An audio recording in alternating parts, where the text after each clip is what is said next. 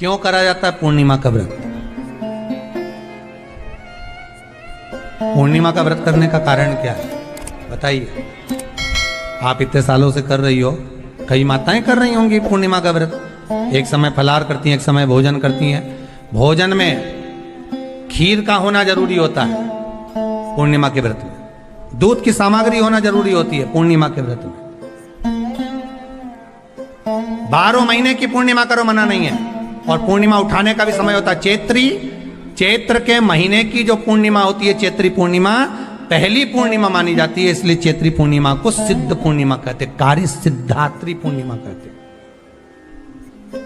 सिद्ध करने। मनोरथी पूर्णिमा कहते, मनोरथी पूर्णिमा।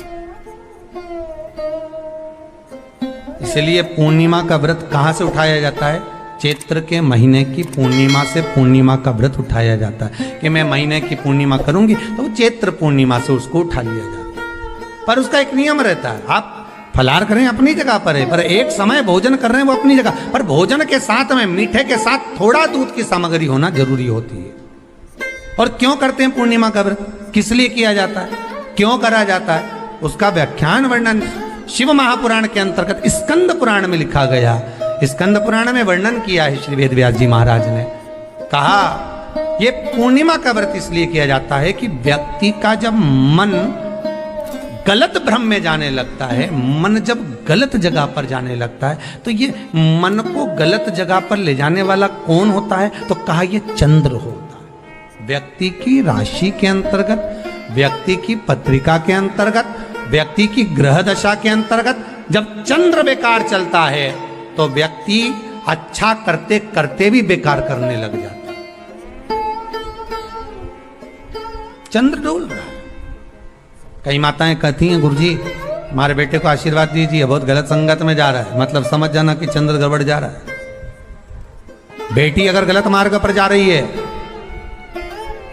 बेटी अगर गलत संगत में जा रही है, किसी अन्य व्यक्ति को आकर्षित हो, चंद्र गड़बड़ हो रहा है, उसका चंद्र कहीं जा रहा है।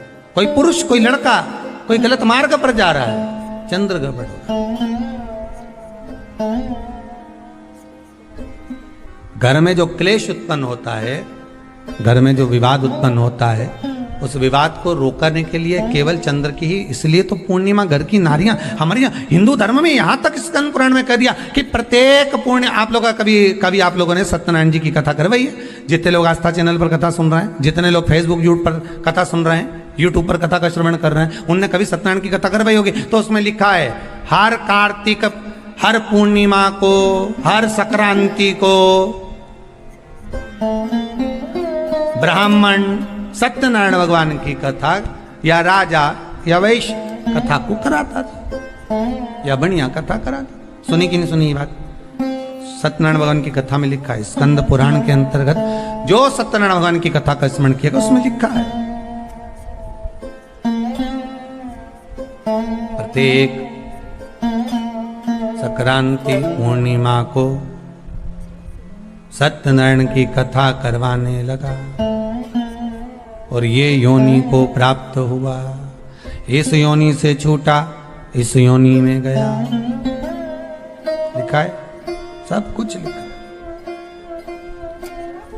अब उत्ते से समझ जाओ कि पूर्णिमा को सत्यनारायण की कथा करने का बोला, तो पूर्णिमा को सत्यनारायण की कथा का क्यों बोला? वैसे तो रोज कराओ सत्यनारायण जी की कथा, प्रतिदिन कराओ, मना नहीं है। आप क्या कोई विशेष फंक्शन है आप सत्यनारायण जी की कथा करवा, पर पूर्णिमा संक्रांति को और संक्रांति को पूर्णिमा को सत्यनारायण की कथा का स्मरण क्यों करवाया गया? क्योंकि पूर्णिमा के दिन अगर ये भगवान का व्रत रख लेगी, पूर्णिमा के दिन अगर ये खीर का प्रसाद बना लेगी, थोड़ा सा दूध की कोई सामग्री बना लेगी और भगवान को भोग लगा देगी, भले सत्यनारायण भगवान के भाव से बनाए, भले सत्यनारायण जी के निमित्तार्थ बना, पर अगर इसने सत्यनारायण भगवान के निमित्त से बना, पर पूर्णिमा के दिन अगर ये व्रत रखेगी, उपवास रखेगी या कोई सामग्री बनाकर भगवान की पूजन कर लेगी, तो इसके घर में जो अशांति है वो शांति में बदल जाएगी। इसलिए कई घरों में आज भी सत्यनारायण भगवान की पूजन हर पूर्णिमा को करती है। माता किताब लेके बैठ जाती है, तुरंत उन्हें ऑफिस जाना, कहीं काम पे जाना, और तुरंत उसने जल्दी कलश रखा, कलश नहीं भी रखे तो भगवान की पूजन कर को रखे ब्राह्मण देवता को बुला लेगी, ब्राह्मण नहीं आएंगे तो खुद कर लेगी, पर करती जरूर है। इतना सा आटा सेक लेगी, पंजेरी बनाई, सीरा बनाई, मिठाई रख दो, कुछ भी करेगी पर सत्यनारायण की कथा कर लेगी। उसका मन लग गया उसमें, मतलब पूर्णिमा को करना है। उसको करने से क्या होता है? शांति रहती, शीतलता रहती। जिसके घर में हर महीने की पूर्णिमा को खीर बनती हो, ध्यान दीजिएगा, बहुत सुंदर संवाद चल रहा है, बहुत ध्यान देने वाली बात है।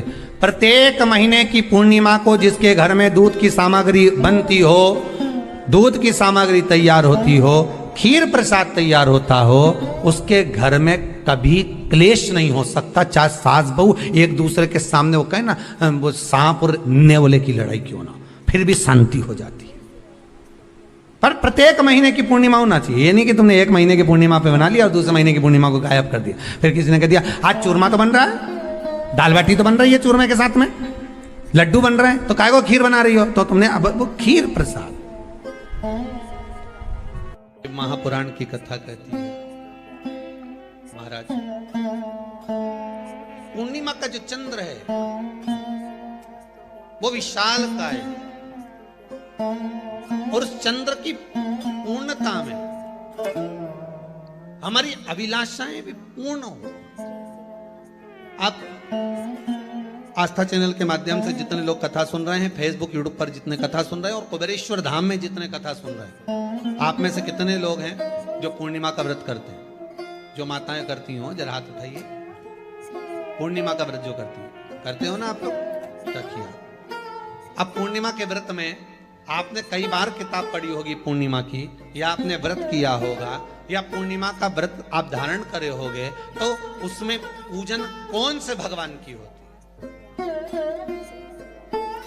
पूर्णिमा के व्रत में किस भगवान की पूजन होती है? तो कहा पूर्णिमा के व्रत में केले के खंभ लगाकर पूर्णिमा का जो अध्यापन होता है, पूर्णिमा की जो पूजन होती है, उस पूजन में शंकर और पार्वती की पूजन की,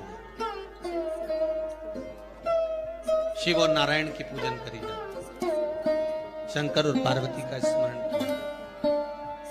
किसकी पूजन होती है? शिव पार्वती।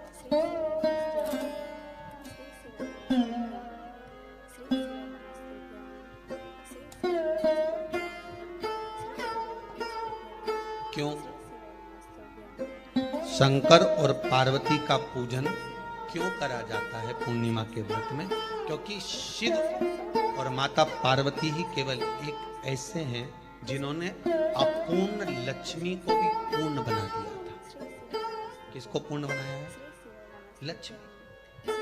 शरद पूर्णिमा के दिन अगर आप शंकर भगवान को एक लोटा पानी अगर शिव को समर्पित कर रहे हो, श्वेत पुष्प को रखकर शंकर जी के ऊपर सफेद फूल को चढ़ाकर अगर एक लोटा जल भी, एक पात्र जल भी शंकर को समर्पित कर रहे हो, तो ये लक्ष्मी के लिए ही तो कर रहे हो।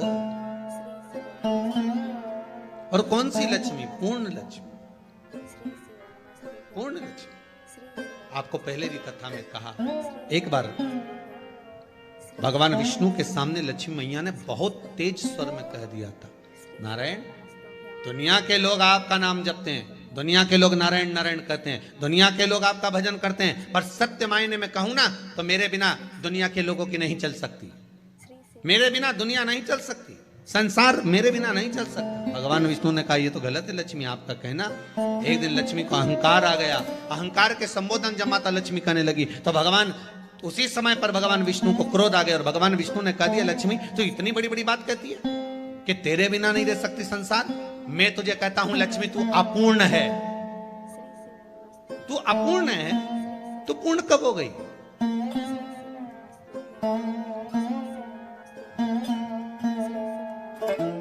तेरी पूर्णता कहां हो गई? लक्ष्मी की आंख से आंसू बहने लगे। आज आपने मुझे अपूर्ण कहा, आपको मालूम है आप मुझे अपूर्ण कह रहे हो? आपको ये ज्ञात हो रहा है आप मुझे अपूर्ण कर रहे हो? भगवान कहते हैं हाँ लक्ष्मी मैंने तुझे अपूर्ण कहा। अपूर्णता का मतलब आप जानते हो ना?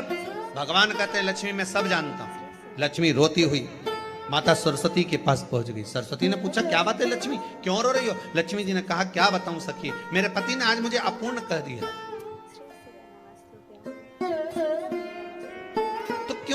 तू अपूर्ण, अगर कह दिया पति ने ही तो कहा है ना, तो क्यों रोना?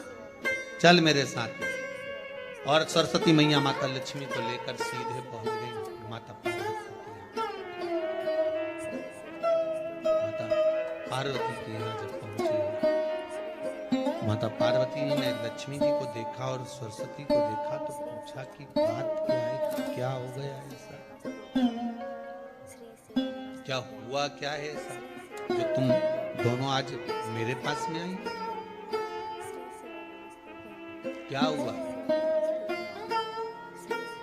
पार्वती जी कुछ बोलती, शिव जी का ध्यान माता सरस्वती की ओर और लक्ष्मी की ओर गया और भगवान शंकर जान गए कि आज भगवान नारायण ने लक्ष्मी जी को अपूर्ण कहा है। अब देखें माता पार्वती क्या कर सकती है, इसको पूर्ण बनाने के लिए करेगी क्या? क्या हुआ? माता सरस्वती जी बोली लक्ष्मी को अपूर्ण कर दिया। अपूर्ण कर दिया? हाँ, तो क्या सोचना उसके लिए, इसको मैं अभी पूर्ण बना देती हूँ।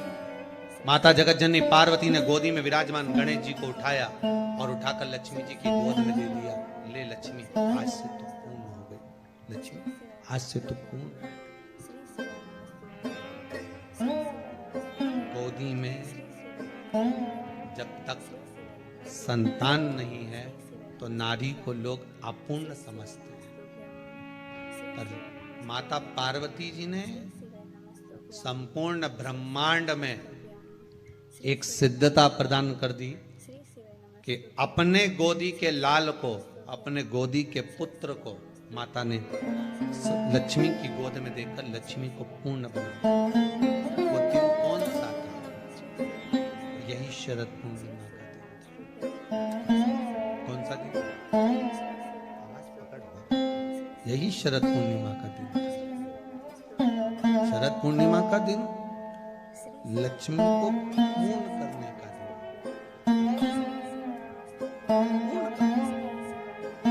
केवल अमृत ही नहीं बरसता, शरद पूर्णिमा के दिन लक्ष्मी भी बरसती। लक्ष्मी पूर्णिमा के कितने व्रत होते हैं? बोलते जाओ, जरा जल्दी जल्दी बोलो। पूर्णिमा के नारियों को, स्त्रियों को अखंड सौभाग्य के लिए, जो नारी वैधव्य नहीं होना चाहती है उस नारी को पूर्णिमा के कितने व्रत करना चाहिए?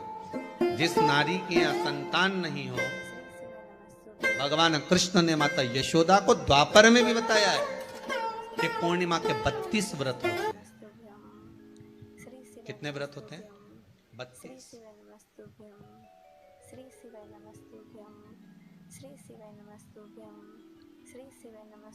स्वयं भगवान कृष्ण यशोदा रानी को, माता यशोदा जी को भी बता रहे 32 व्रत।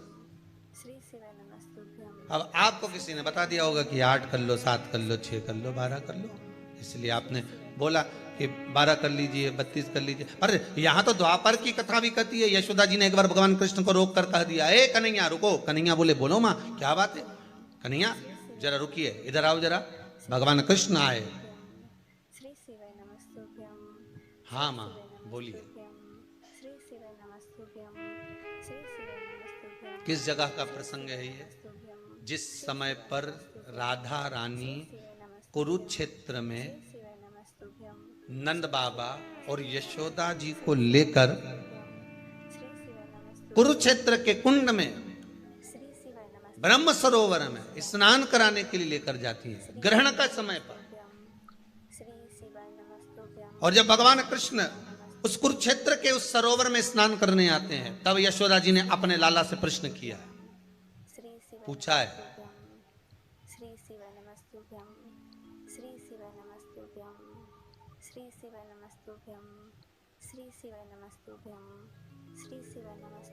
कि नारी वैधव्य होकर ना मरे।